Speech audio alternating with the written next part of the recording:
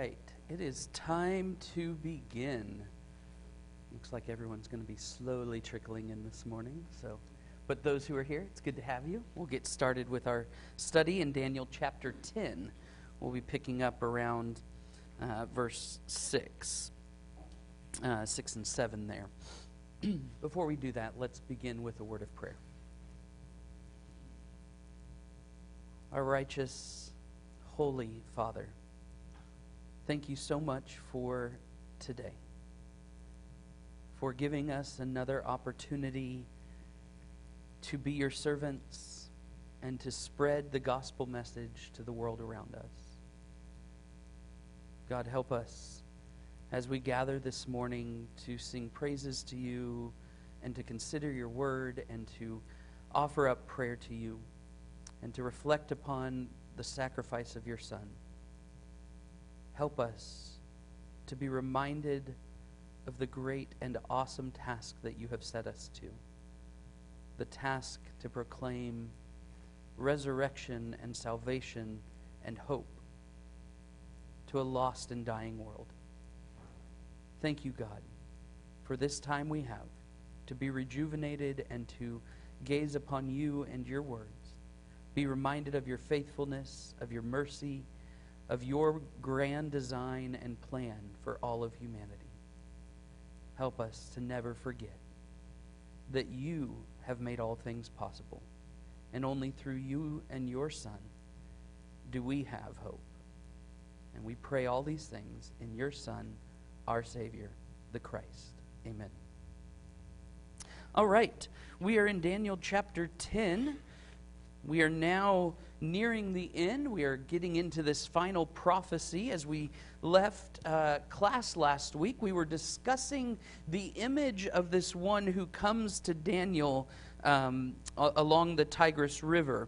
And so I just wanted to revisit this image of the man that he sees in verse 6, or verse 5 and verse 6, that he lifted up his eyes and looked, and behold, a man clothed in linen, with a belt of fine gold from Uphaz around his waist. His body was like beryl, his face like the appearance of lightning, his eyes like flaming torches, his arms and legs like the gleam of burnished bronze, and the sound of his words like the sound of a multitude.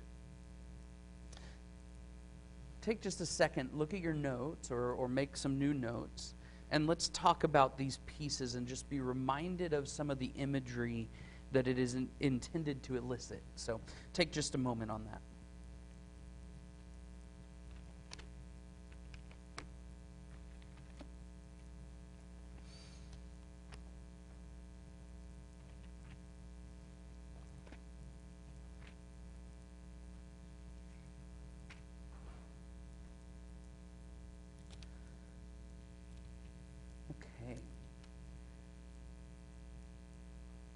Which of those images stand out to you? What do you have questions about? What does it make you think of when you see these images? Anything in there?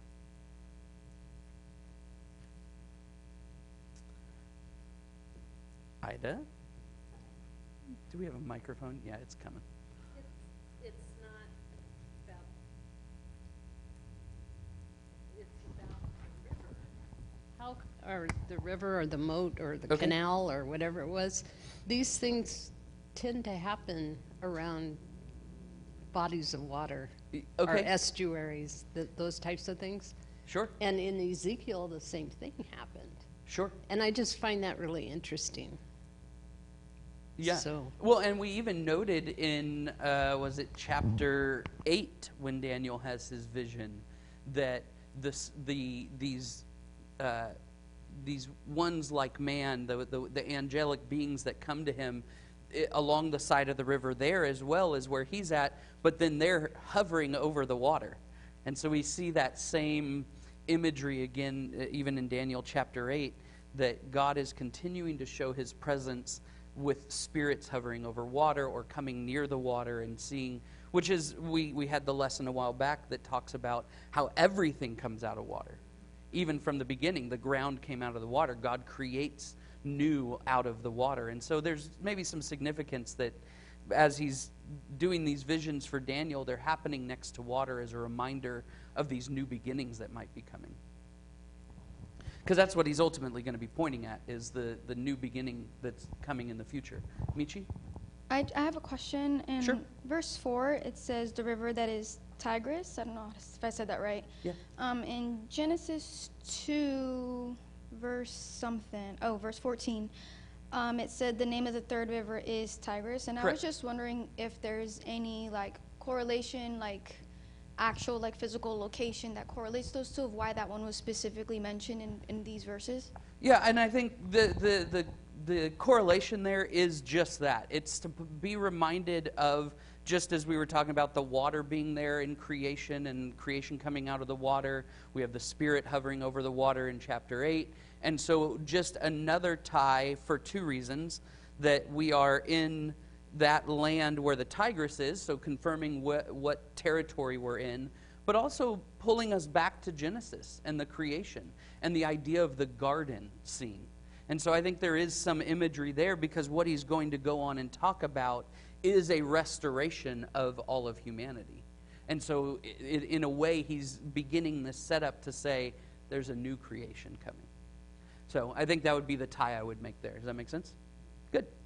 All right. What else do we notice then about this imagery of the one who has come and revealed himself, the man clothed in linen?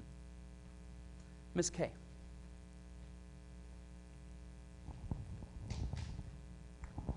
Well, later, Daniel calls him Lord. So I'm wondering if this is Jesus. Let's hold that thought. When we get down further and we have more context, we can definitely get into that. We talked about, and I left it open, is it Jesus? Is it possibly someone else? And I think we need more context to really fill that out. And we'll get that, as you already noted. What do we notice about him, though? Daniel takes time to make sure we see this vision. What are we supposed to know about this one, even if we don't know who he is? We'll go Steve and then Lisa. Just clothed in linen, like pure white linen, means Sure. that it's a spiritual purity Yeah, good. situation here. From the beginning, you just see this purity of his form and his clothing. It's white. It's linen, okay? Well, if you look up the stone beryl, his body was like beryl. Beryl is a stone that has many, it can be every color of the rainbow. Okay. There's not one solid color. That beryl really represents a multitude of colors. Because if you look at the pictures of them, they're everywhere from yellow to purple. Okay. And face like brilliant lightning, eyes like flaming torches, and then the bronze. So everything about it, it's interesting because I think it has to speak in human terms of what humans recognize, For sure. but something that is beyond the knowledge of most human beings. Absolutely. So if it's not about color, because we have a wide variety of beryl, do you remember what imagery we talked about last week? Why would we talk about beryl here? Do you remember what it's tied to? It was in the ephod. It was a representation of the tribes of Israel. And so we see this continuity that God uses this same stone to reflect that he is honoring those things, the ephod and the stones that were used there. And so we have that beryl. We talked a little bit about his face like lightning. That reflecting back to maybe Moses and Moses seeing God at Mount Sinai, and Mount Sinai even having the cloud with the lightning, and so we have this imagery of radiance and bright light. Let's talk though about this eyes like flaming torches. What do we think about that, Michi? I'm reminded of Revelation 19. It also says that the writer had eyes that were flaming. Okay. So that's what I thought of when I read that. Okay. So what does it mean then? We have that tie to Revelation 19. What are eyes like flaming torches meant to elicit within us? I'm sorry? Okay, Sean's afraid of this. There's fear potentially, yeah. Anything else you can think of? Scott? Yeah, I was thinking of, they use torches to light the way. Okay. And so it, and you get also the image, anytime there's fire or flame or lightning, it brings across the eye of judgment in a way. Yeah. And so, lighting up what is going on the earth, what is happening with people, and judging that according to what's lit. Sure. What are their actions, pure or faithful or evil? Yeah, and maybe in a sense, restating that a little bit is his gaze, everything he looks at is through the lens of fire that is testing whether it is holy and righteous or whether it is evil and impure. And so maybe that idea of he's just constantly seeing the reality of all things and able to discern what is holy or not, and that idea of judgment. Lito? I think tying to that probably is that you have mentioned it, that seeing all things, the power of God, seeing all things, is omnipresence and omnipotence on this kind of situation that we have in Revelations 19:6. Sure, good. Maybe alluding to his omnipotence and his knowledge of all things. And then Gail. I'm sorry? Oh, yeah. No, I think for sure they could definitely look like flaming torches.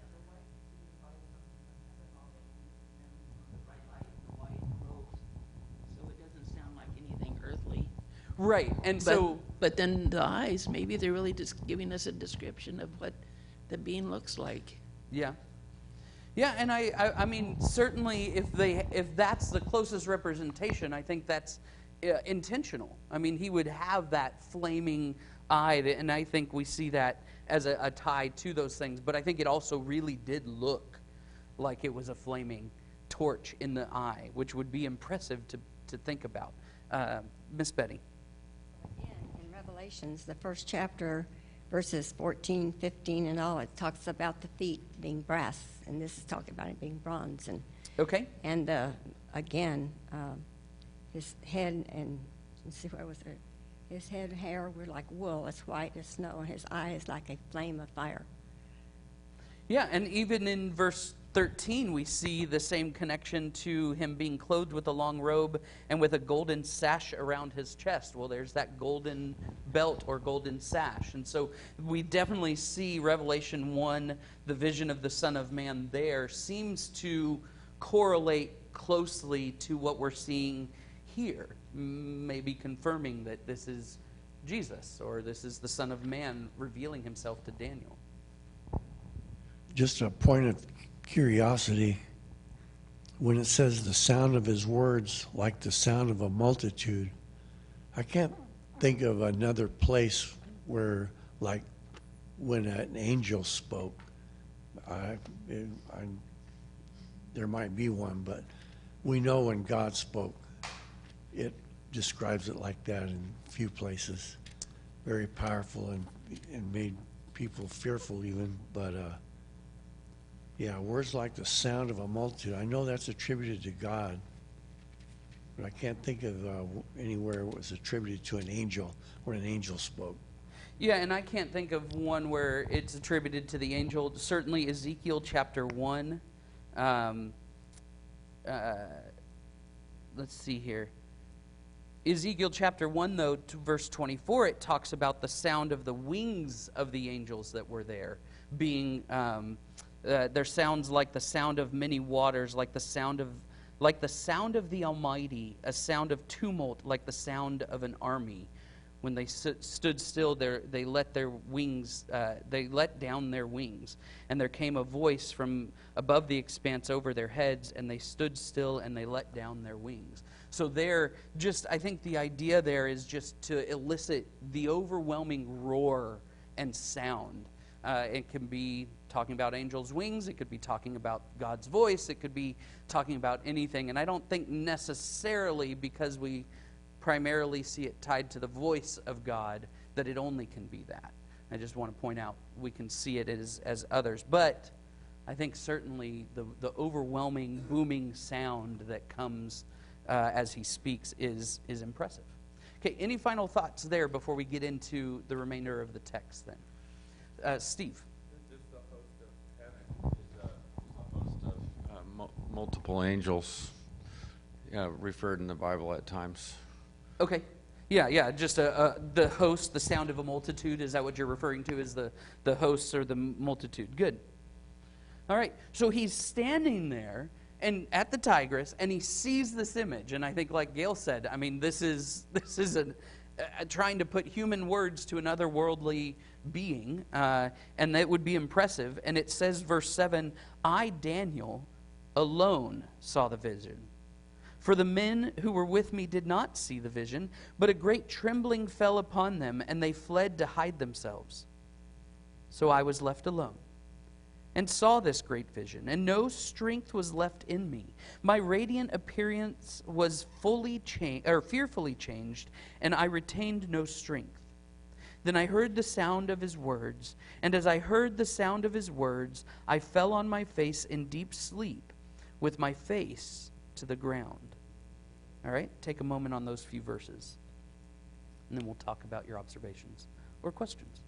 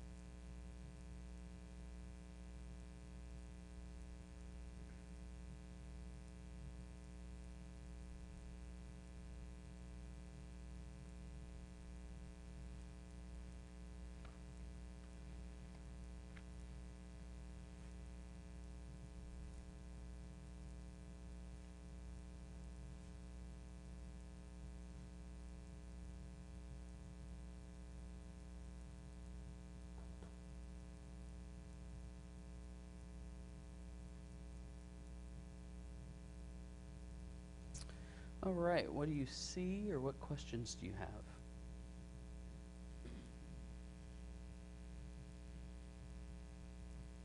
Gail? Okay. When you have angels or anything from heaven or any visions or anything, they seem to always fall to the ground. So maybe our physical bodies can't handle it. Who knows? Yeah, and I think you bring out a point that I was talking with a couple of y'all after class last week. That is the overwhelming response to coming face to face with any angelic or heavenly presence. We see overwhelmingly, I can't think of the only example I can think of where someone does not immediately fall to the ground is Jacob. But even then, it says he's afraid. So every time someone comes in contact, even if they don't fall to the ground, everyone is afraid of the presence. Did you know everyone thinks of cherubim as the little cherub? That came about in like the 1500s, by the way. That image was made because people were afraid of the real image. Any artistic rendering of what an actual cherubim or angel would look like, it caused people to freak out. This is too much. And so some artists said, well, we'll take him and make him a chubby little baby, put cute little wings on him, and we'll drop the IUM at the end of the name, and we'll just call him a cherub. Okay? And now people have this image of a cute and pleasant response to an angelic being. The Bible makes it clear. When you come face to face with an angelic being, anything from heaven, it is so otherworldly and overwhelming, the only response is fear. Scott? And then Lito. Yeah, the fact that he says no strength was left in me makes me, I think of Daniel, and by anyone's standard, just reading this story up to this point, you'd say he's a very strong individual. He's someone who, stands in the face of whatever danger, right? His faith just puts him right up there. And so we see that he's someone we look up to in that way, and yet he's drained of all strength. There's nothing left, Right. And I just think, like what's been being said, I was thinking you don't have any strength against any spiritual side, facing any spiritual thing, which would include Satan too, Sure. And so as we go on, we're going to see that he gets help. Right. In order to be able to do that. But I just think that's really quite the image of, you just lose everything you thought you could stand on. Right. And as you point that out, some would look at him falling with no strength, verse 8, and then again he said, both times he says it, I had no strength was left, and I retained no strength. Now, some of the commentators were saying, well, yes, he was fasting for 3 weeks. My problem with that is he wasn't completely not eating. It just says that he was not enjoying the delicacies. He wasn't enjoying the wine. He wasn't enjoying meat, and he didn't anoint himself, which leaves vegetables. It leaves water. It leaves other forms of sustenance. He was just not allowing himself to indulge in the finer things of life, to focus on the things of God. So, I think what it does point to is he gets to the end of this 3 weeks, and whatever strength he does have, it's zapped from him, which is impressive. Lito and then Michi. Relating to that, in addition to that, probably is I just being reminded of Paul when he saw Christ giving him all these tasks that he could, and no one just heard it or no one saw it, but only him. Sure. I'm just thinking that the power of God when he talks to his messengers, even with Moses and some of the people that has been in the ancient days, that kind of remind us of all these things, that God, when he speaks to one of his messengers, is really giving the task of Sure. being obedient to it. Yeah, and you point out that only he sees it here. However, even though his companions don't see the vision, they're still overwhelmed by the presence of what's happening. They can still experience that this is different. It says that they, what does it say? The men who were with me did not see the vision, but a great trembling fell upon them, and they fled to hide themselves. There was still fear at the presence, even though they couldn't see it. Michi? In verse 7, it says, now I, Daniel, alone saw the vision. And then at the end, it says, they ran away to hide themselves. And then in 8, it says, so I alone remained.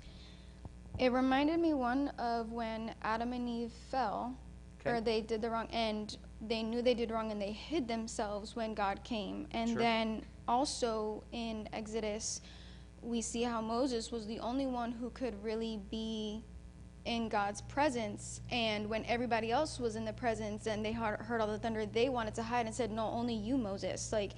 And I wonder if there's a sense of heart posture here, that despite being, wisdom is fearing God, so the ones who really have a heart for God, despite the fear that we have of being his presence, will remain because he is our Father. But the ones who maybe are like Adam and Eve and their heart isn't in the right place, they might hide. I don't know. That's more philosophical in nature, but it's just something that came to mind. Yeah, and I think for me on that, I would keep it in line with the idea of you're either going to flee away from it or you're going to bow in its presence, right? That's the imagery we see. And Moses remains faithful in staying the course. The Adam and Eve, they hide, they flee in a sense. And we see that dichotomy. And in fact, we'll see some of that this morning in this morning's lesson. So, I think it's interesting that before the fall, Adam and Eve, like Enoch did later, just walked with God. There was no reason to be afraid. There wasn't any enmity between them and God. I'm sure they felt a sense of, if they had the understanding of God's greatness, but it was an everyday occurrence to walk with God in that spiritual greatness. But once they fell, yeah, they were hiding. Yeah. I can't stand it. Good. You'll notice another way that Daniel describes his experience, and I think this pulls us back to Exodus. It pulls us back to a multitude of situations where we see the image of God. Verse 8, my radiant appearance was fearfully changed. I mean, it's like the radiance and the life that he had within him instantly was zapped from him. He went, in my mind, I'm thinking he went white as a ghost, right? Like, that's the phrase we might use today. It just was, everything was taken out of him. He had nothing left. Steve, and then we'll likely move on here. And I'm thinking gosh, I lost my thought. Hold on. Oh boy. All right. Great. Why did the men that were with him have a great trembling, and fled to hide themselves when they didn't see the image? And so what I'm thinking, and I'd like to hear what you think, is that they did see Daniel, who was, perhaps like, the most spiritual person, someone that they looked up to, going through agony at that time. And then that's why they did that. Maybe kind of like the apostles, when they saw Christ in that state, they Sure. all fled too. So I think there's two options here, and I don't think the text demands either one. I think there's room for maybe a combination of both. One being what you're talking about. They're traveling with Daniel. The way Daniel responds to what he sees, it causes them fear, and they run thinking something's about ready to happen. That's one option. The other option is, just as Daniel is affected by the presence of a heavenly being, even though they can't see, there's something about that presence that is overwhelming them and affecting their confidence in how they're traveling and where they're going, and there's something that overwhelms them and causes them to flee. I don't get much out of this to be able to say which way. The reality is, though, this presence causes everyone to be afraid. Anyone who's in that presence, whether you see him or not, is caused to be afraid. All right? And so as we were told, he falls into a deep sleep with his face to the ground. He's face down, sound asleep at this point. And it says in verse 10, behold, a hand touched me and set me trembling on my hands and knees. And he said to me, O Daniel, man greatly loved, understand the words that I speak to you and stand upright. For now I have been sent to you. And when he had spoken this word to me, I stood up trembling. Then he said to me, fear not, Daniel, for from the first day you set your heart to understand and humbled yourself before your God. Your words have been heard, and I have come because of your words. The prince of the kingdom of Persia withstood me 21 days, but Michael, one of the chief princes, came to help me, for I was left there with the kings of Persia, and came to make you understand what is to happen to your people in the latter days. For the vision is for days yet to come. All right, take that section for a moment, and then we'll talk about it.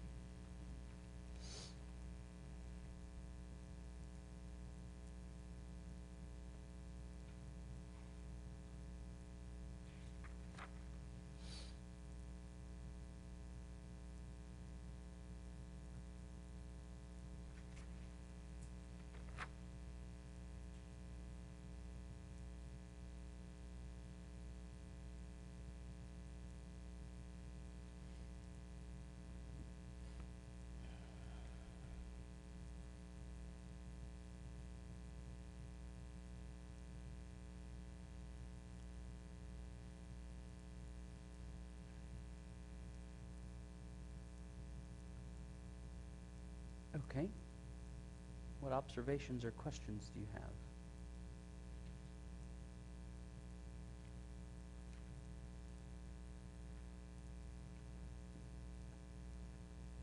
Lisa?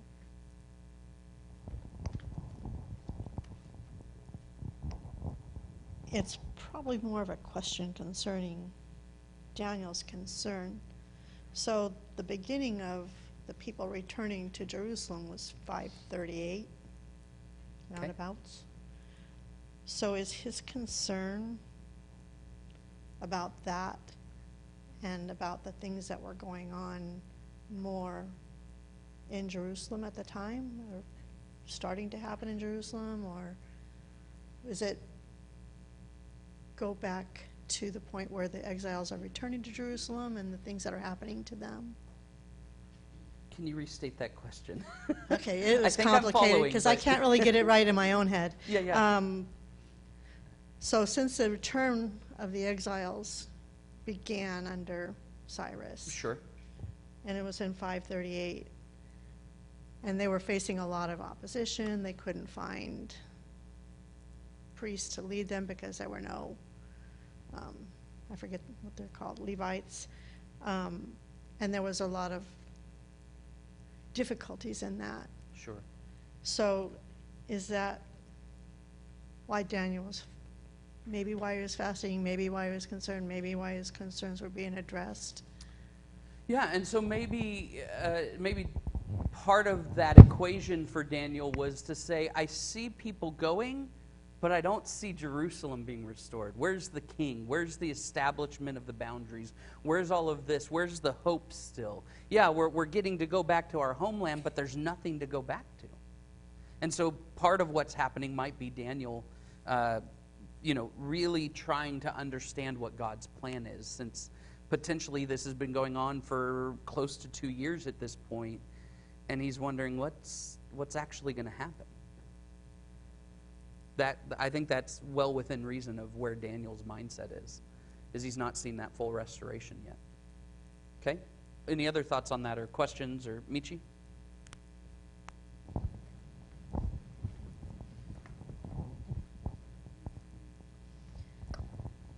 It says in here 21 days, but like what's 21 days in angel days versus human days? I don't think there's a difference in this right here. He's talking in literal days, because we see back in verse 2 that Daniel was mourning for 3 weeks. 3 times 7 is 21. And so I think this is just literally, we heard you 21 days ago, and we are just now be able to get to you.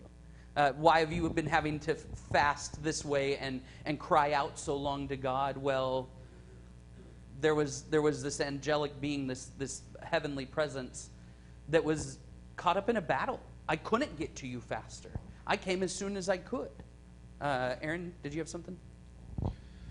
Yeah, which opens up an entire realm of conversation around we know very little.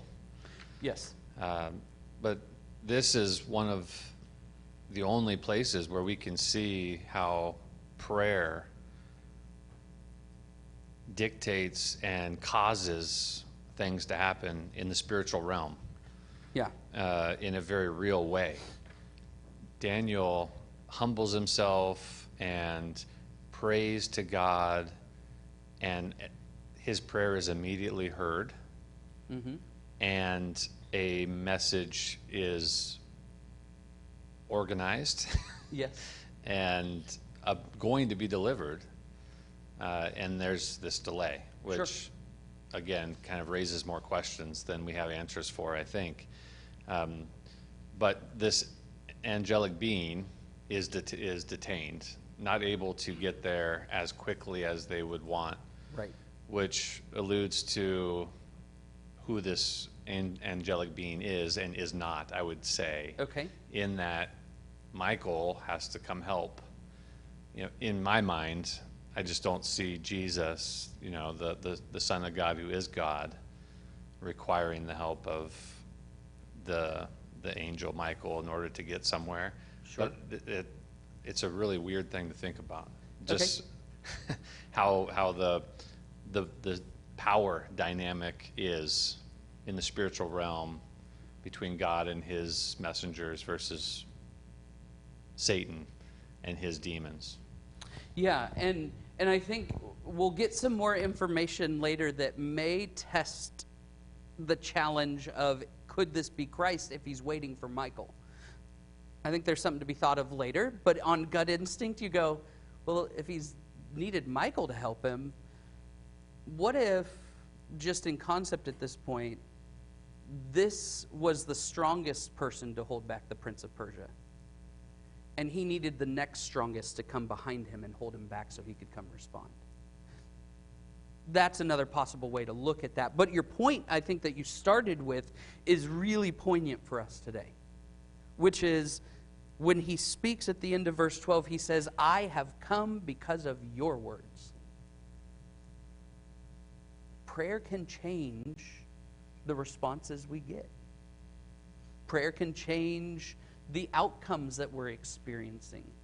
Prayer can have a powerful impact. What was part of the power of his words, though? It wasn't just the words he spoke. I think you alluded to it, Aaron. But what do we see in the text motivated a response? It wasn't just the words. What else? Lito?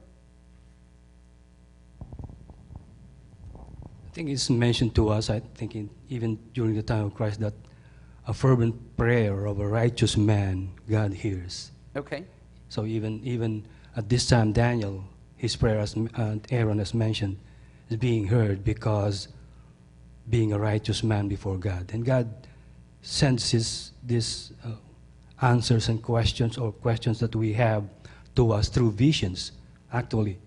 And sometimes you don't even understand what the vision is, but it will be in the future times.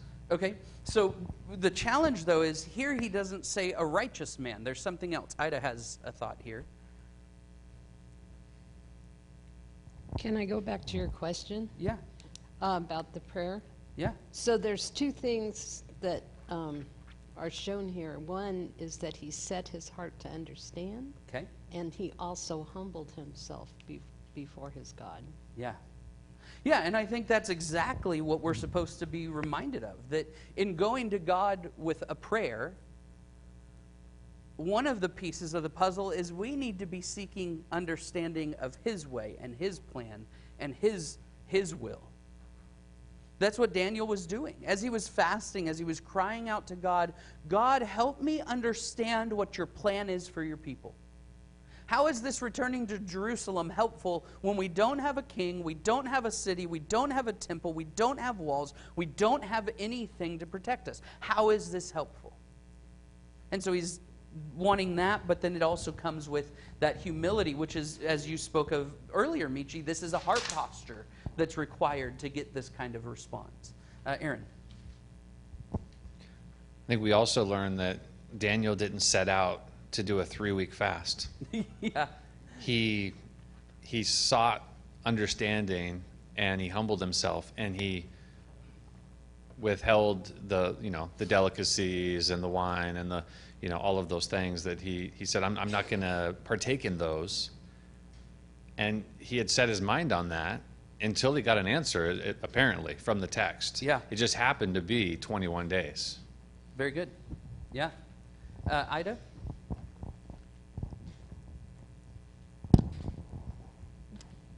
Does the humbling include the fasting? That can be part of it, absolutely. And I think that's one of the pieces of a fasting equation that we have to keep in mind, is that when it comes to fasting, what we are doing is humbling ourselves and saying, I'm going to forego, and maybe on a shorter fast, it could be all food. It could, on a longer fast like Daniel's doing, it's removing the delicacies, it's the pleasures of this life. But I'm humbling myself and saying, until I can understand and submit to God's way, I'm not going to enjoy the things that I would rather enjoy. There's a humility behind that. There's a humility behind keeping yourself from those things. Michi?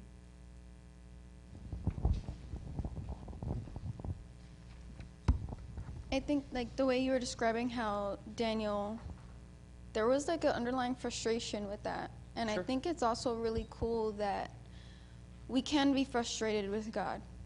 And it's okay for us to be like, what the hey? Yeah. But also still being humble and still submitting and saying, hey, I'm really frustrated and I'm going to follow you, but like, I'm confused. Yeah, help me understand. Yeah, and to know that it's okay for us to feel those very intense emotions. Absolutely. And God's like, I can handle it, and it's okay. And it's always a moment for God to show himself and show who he is, because God's always willing to show who he is to the people who are always seeking him, and I think that's really special. Absolutely. And we see that throughout the prophets. We see Habakkuk, we see Job, we see a number of prophets that wrestle with some really difficult situations. God does not strike them down for being frustrated and being confused and crying out for help. He embraces that and tries to help them through that. Lito. Just a question of the 21 days just had been asked before. Is it 21 days like a multiple of 7 and like a sound of completeness? So we could certainly read into that a little bit. 21 would be 3 times 7. We've talked about both of those numbers more recently. 3 being a holy and divine completeness. 7 being just a general term for completeness and holiness. And so when you put them together, it is a complete divine holiness and completeness. So it's emphasizing the perfection of that timing.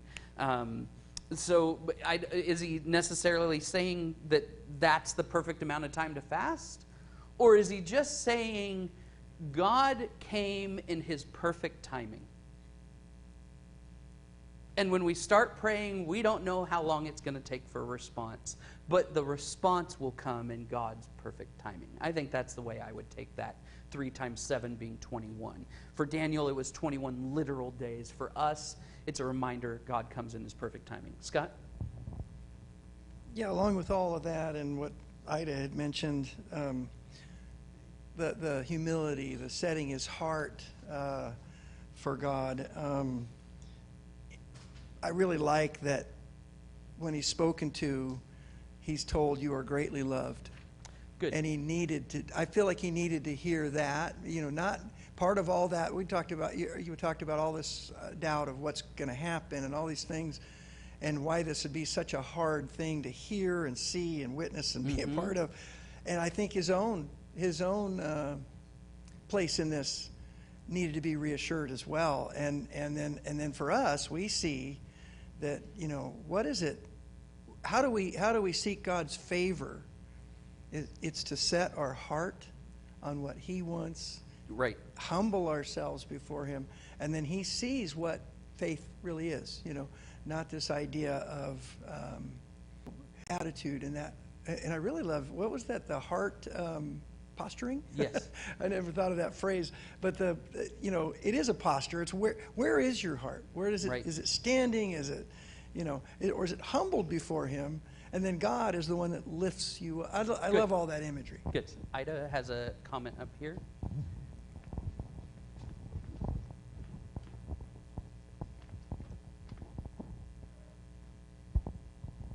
This might be self-evident, but I had written down a list of very similar to what Scott said about, set your heart on understanding, etc.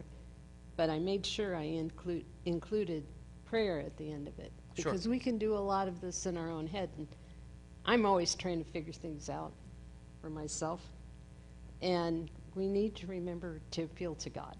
Well, and that is if Daniel had done everything else except for pray to God, we wouldn't be having this experience here.